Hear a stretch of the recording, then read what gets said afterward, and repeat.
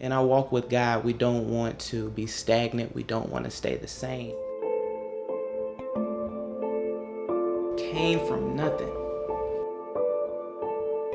You're not who other people say you are. You are who God says you are. And you can come from any type of situation. And God will exalt you when it's your time.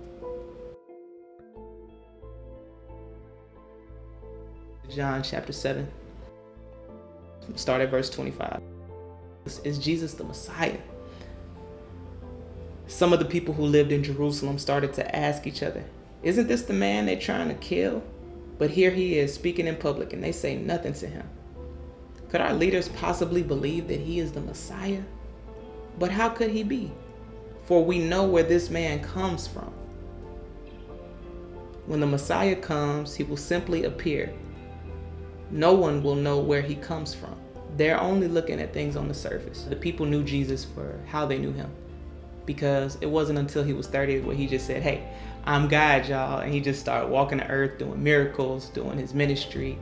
We hadn't really seen Jesus up until this point as God, whom he says that he is. No matter where we come from or what we come from, God can use our lives for his glory.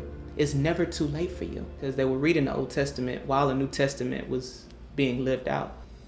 The discussion here in these scriptures is Jesus the Messiah? It's men questioning each other. Is this guy really God? Is he really the one? The people in the town still knew Jesus for how they knew him. He was Joseph's son, a carpenter's son. He was a guy in the town. They said, what good could come out of Nazareth? People will know you for who you were in high school. They knew you for who you were at the job. They knew you for who you are in their family. They knew you for who they wanted you to be, or who they think you are, or who you are to them. Jesus himself, God himself in human flesh, had to deal with that.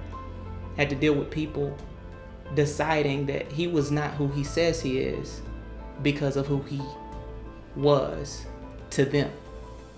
So I just want to tell you today, I want to encourage you today that you are who God says you are, not who other people say you are. You are who God says you are. And I challenge you today to have the courage to walk in who you are and who God called you to be. Not for your own happiness, not for your own attention, not for your own satisfaction, but for God's glory, because he needs to use who you are, what you went through, to build a faith in others, to bless others. He didn't come shiny, glistening in the way that the people who expected him made up in their minds and projected their thoughts on how he was supposed to look when he came. You might not look how people think you're supposed to look, but God got you.